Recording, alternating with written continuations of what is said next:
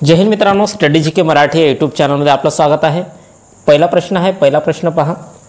घरी बसून पोलीसकडे तक्रार नोंदवताना येणारा ई कंप्लेंट प्रकल्प महाराष्ट्रात प्रायोगिक तत्वावर राबवणारा पहिला जिल्हा कोणता आहे? तर पहा, पहिला जिल्हा विचारलाय तर कशासाठी ई कंप्लेंट प्रकल्प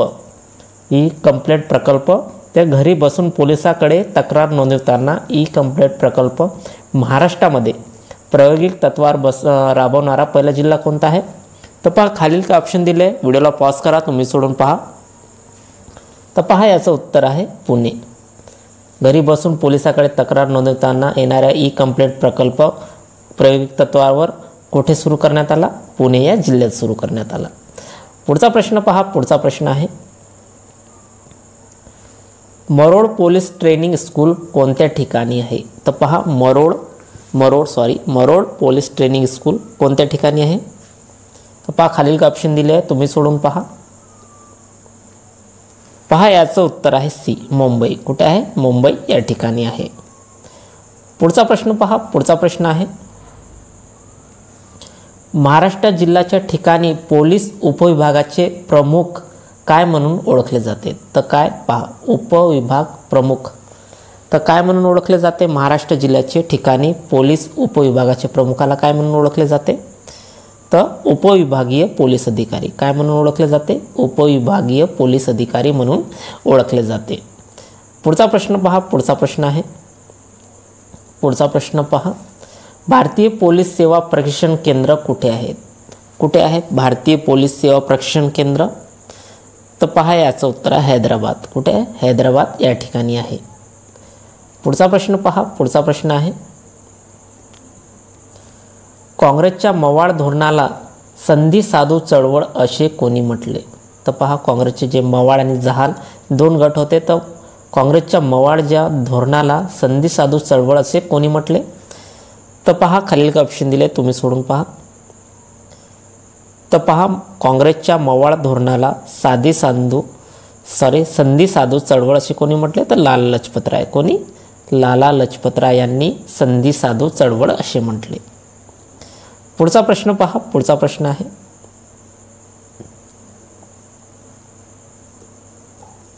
पुढचा प्रश्न पहा, भारतीय काँग्रेसच्या कोणत्या अधिवेशनामध्ये छोडो भारत हा ठराव स्वीकारण्यात आला? तर पहा, खालील का ऑप्शन दिले आहे, तुम्ही सोडून पहा। भारतीय काँग्रेसच्या कोणत्या अधिवेशनामध्ये छोडो भारत हा ठराव स्वीकारण्यात आला? तर पहा, मुंबई। कुठे? मुंबई अधिवेशनामध्ये। मुंबई अधिवेशनामध्ये छोडो भारत हा ठराव स्वीकारण्यात आला। पुढचा प्रश्न पहा। पुढचा प्रश्न आहे, खालीलपैकी कोणास भारताचे पितामह म्हणून ओळखले जाते? हा प्रश्न खूप वेळा आलेला आहे। तर खालीलपैकी कोणास भारताचे पितामह ओळखले जाते? तर पहा, याचं उत्तर आहे दादाभाई नौरोजी। कोणाला ओळखले जाते? दादाभाई नौरोजी यांना ओळखले जाते। पुढचा प्रश्न पहा। पुढचा प्रश्न आहे, मोहनदास करमचंद गांधी यांना महात्मा ही पदवी किंवा उपाधी कोणी दिली? मोहनदास करमचंद गांधी यांना महात्मा ही उपाधी कोणी दिली? तर पहा, याचं उत्तर आहे रवींद्रनाथ टागोर। कोणी दिली? रवींद्रनाथ टागोर यांनी दिली। पुढचा प्रश्न पहा। पुढचा प्रश्न आहे, खालीलपैकी कोणत्या रोगाचे लसीकरण उपलब्ध नाही? तर पहा, लसीकरण विचारले आहे, तर खालीलपैकी कोणत्या रोगाचे लसीकरण उपलब्ध नाही? तर पहा, क्षयरोग याचे लसीकरण आहे, BCG लस वगैरे देतात। विषम ज्वर याचे सुद्धा आहे। यकृतदाह बी म्हणजे हेपॅटायटिस बी याची लस आहे। फक्त हिवतापचे लस नाही आहे, याचे गोळ्या देतात। हिवताप कशामुळे होतो? ॲनोफिलिस या डासा जे मादी डास आहे त्याच्यामुळे हिवताप हा रोग होतो। तर हिवतापसाठी लसीकरण नाही आहे, त्याच्यासाठी आपण गोळ्या देतो। पुढचा प्रश्न पहा। पुढचा प्रश्न आहे,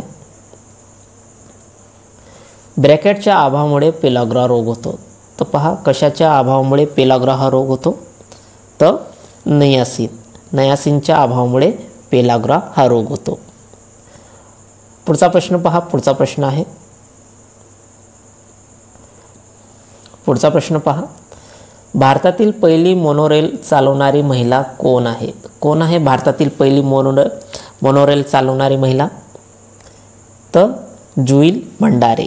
कोण आहे? जुईल भंडारे ही भारतातील पहिली मोनोरेल चालवणारी महिला आहे.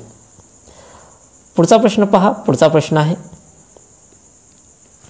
रावण छाया हा भारतातील खालीलपैकी कोणत्या राज्यामधील बाहुल्याचा खेळ आहे? तर पहा, हे बाहुल्याचा खेळ आहे रावण छाया. तर हे कोणत्या राज्यामधील आहे असे विचारले आहे. तर पहा, खालील ऑप्शन दिले आहे, तुम्ही सोडून पहा.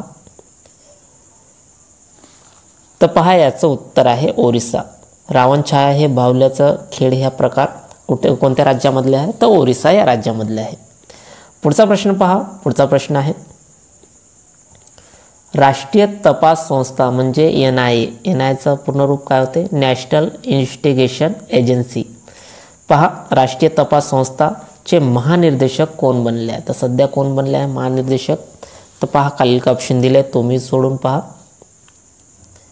तर कोण बनले आहे? सदानंद वसंत. कोण बनले आहे? सदानंद वसंत हे राष्ट्रीय तपास संस्थेचे महानिर्देशक बनले आहे. कोण? सदानंद वसंत. पुढचा प्रश्न पहा. पुढचा प्रश्न आहे, 33वे सरस्वती सन्मान 2023 कोणाला प्राप्त झाले आहे? तर पहा, 33वे सरस्वती सन्मान 2023 कोणाला प्राप्त झाले आहे? तर पहा, खालील ऑप्शन दिले, तुम्ही सोडून पहा. तर पहा, याचं उत्तर आहे सी, प्रभा वर्मा. कोणाला प्राप्त झाले आहे सरस्वती सन्मान 2023? तर प्रभा वर्मा यांना प्राप्त झाले आहे. पुढचा प्रश्न पहा. पुढचा प्रश्न आहे, मार्च 2024 साठी चुनाव आयुक्त म्हणून कोणाला नियुक्ती केली आहे? तर पहा, मार्च 2024 साठी चुनाव आयुक्त म्हणून कोणाला नियुक्ती केली आहे? तर उत्तर आहे सी, A व B म्हणजे ज्ञानेश्वर कुमार व सुखबीर सिंग सिंधू या दोघांनाही चुनाव आयुक्त म्हणून नियुक्त केले आहे. पुढचा प्रश्न पहा. पुढचा प्रश्न आहे, 5000 यातील 5 कोणते विशेषण आहे? तर पहा, 5 कोणते विशेषण आहे? तर संख्या विशेषण आहे. कोणते विशेषण आहे? संख्या विशेषण आहे. पुढचा प्रश्न पहा. पुढचा प्रश्न आहे, पुढचा प्रश्न पहा, मुलांनो सर्वजण रांगेत उभे राहा या वाक्यातील क्रियापद कसे आहे? तर पहा, यामध्ये काय सांगितलं आहे? मुलांनो सर्वजण उभे राहा म्हणजे आज्ञा दिली आहे. तर पहा, याचं उत्तर येणार आहे आपलं B, आज्ञार्थी. मुलांनो सर्वजण उभे राहा म्हणजे इथे आज्ञा देत आहे मुलांना. तर या वाक्यातील क्रियापद कसे आहे? तर आज्ञार्थी क्रियापद आहे. पुढचा प्रश्न पहा. पुढचा प्रश्न आहे, पानझड या कविता संग्रहाचे लेखक कोण आहे? तर पहा, पानझड कोणी लिहिले आहे? पानझड या कविता संग्रहाचे लेखक कोण आहे?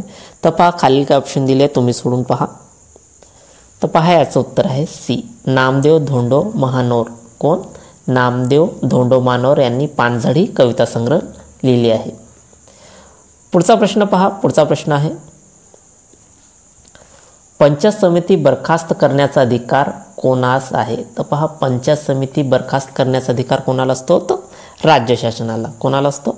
राज्य शासनाला असतो. पुढचा प्रश्न पहा. पुढचा प्रश्न आहे, भारतामध्ये माहितीचा अधिकार कायदा कोणत्या वर्षी संमत करण्यात आला? कधी संमत करण्यात आला माहितीचा अधिकार? तर 2005 ला. कधी?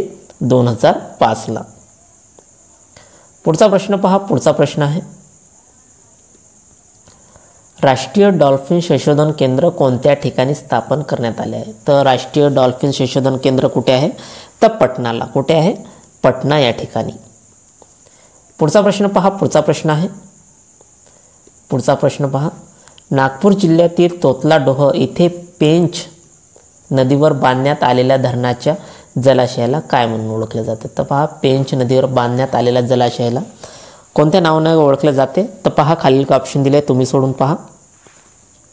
तर पहा, याचं उत्तर आहे मेघदूत जलाशय. नागपूर जिल्ह्यातील तोतलाडोह इथे पेंच नदीवर बांधण्यात आलेल्या धरणाच्या जलाशयाला मेघदूत जलाशय म्हणून ओळखले जाते. पुढचा प्रश्न पहा. पुढचा प्रश्न आहे, कृष्णा नदी काठी कोणते शहर वसले नाही आहे? तर पहा, नाही आहे म्हणत आहे. तर कृष्णा नदी काठी कोणते शहर वसले नाही? तर पहा, खालील का ऑप्शन दिले, कोणते शहर वसले नाही आहे? तर पहा, याचं उत्तर आहे डी, पैठण. वाई शहर वसले आहे, सांगली वसले आहे, औदुंबर वसले आहे, फक्त पैठण हे शहर वसले नाही. पैठण शहर कुठे वसले आहे? तर गोदावरी नदीकाठी. गोदावरी नदीकाठी वसले आहे पैठण हे शहर. पुढचा प्रश्न पहा. पुढचा प्रश्न आहे, खालीलपैकी कोणते अभयारण्य महाराष्ट्रामध्ये नाही? तर पहा खालील काय अभयारण्य दिले आहे. तर पहा अंधारी हे आहे महाराष्ट्रामध्ये, मेलघाटसुद्धा आहे अमरावती जिल्ह्यामध्ये. नामदफा हे महाराष्ट्रामध्ये नाही आहे. नामदफा कुठे आहे? तर अरुणाचल प्रदेशमध्ये. कुठे आहे? अरुणाचल प्रदेशमध्ये. अरुणाचल प्रदेश कुठे आहे? अरुणाचल प्रदेशमध्ये नामदफा. किनवट हे आहे, म्हणजे अंधारी, मेलघाट व किनवट हे अभयारण्य महाराष्ट्रामध्ये आहे. फक्त नामदफा हे अरुणाचल प्रदेशमध्ये आहे. पुढचा प्रश्न पहा. पुढचा प्रश्न आणि शेवटचा प्रश्न घेतला आहे गणिताचा प्रश्न. तर पहा यामध्ये काय म्हणत आहे. रस्त्याच्या कडेला 20 खांब आहे. किती? रस्त्याच्या कडेला 20 खांब आहे. 2 खांबातील अंतर 2 मीटर आहे. किती? 2 मीटर असेल तर पहिल्या व 20व्या इथं खांब पाहिजे तर काम झाले तर अंतर किती आहे म्हणा. खांबाचे अंतर किती आहे पहा. रस्त्याच्या कडेला 20 खांब आहे म्हणत आहे. 2 खांबातील अंतर 20 मीटर असेल तर पहिल्या व 20व्या खांबाची अंतर किती आहे. तर खूप सोपा प्रश्न आहे हा. तर पहा अगोदर काय करायचं आहे. सूत्र आहे अंतर बरोबर कंसामध्ये खांब -1 ब्रॅकेट कंप्लीट गुणिला खांबातील अंतर यानुसार मांडून घ्यायचं आहे. तर पहा अगोदर काय करायचं आहे. अंतर किती म्हणत आहे. खांब किती आहे तर 20 खांब आहे. 20 खांब ब्रॅकेटमध्ये घ्यायचा -1 गुणिला 2 मीटर. खांबातील अंतर विचारले. इथं खांबातील अंतर किती घेतले? 2 मीटर. तर पहा 20 मधून 1 गेले तर 19 गुणिला 2. 19 दुनी 38 म्हणजे आपलं उत्तर येणार 38 मीटर. एवढं सोपा प्रश्न आहे. पहा प्रश्न काय म्हणतो. रस्त्याच्या कडेला 20 खांब आहे. तर आपण इथं 20 घेतलं आहे. 20 -1 केलं आहे आणि ब्रॅकेट कंप्लीट गुणिला 2 म्हणजे 2 मीटर असेल तर पहिल्या व 20व्या खांबातील अंतर किती आहे. तर आपलं एवढं सोपं आहे. उत्तर येणार 38 मीटर. तर विद्यार्थी मित्रांनो हे आपले 25 प्रश्न होते. जर तुम्हाला व्हिडिओ युजफुल वाटले असेल तर आपल्या चॅनल नक्की सबस्क्राईब करा, लाईक करा, शेअर करा आणि कमेंट्स करा. धन्यवाद. जय हिंद, जय महाराष्ट्र.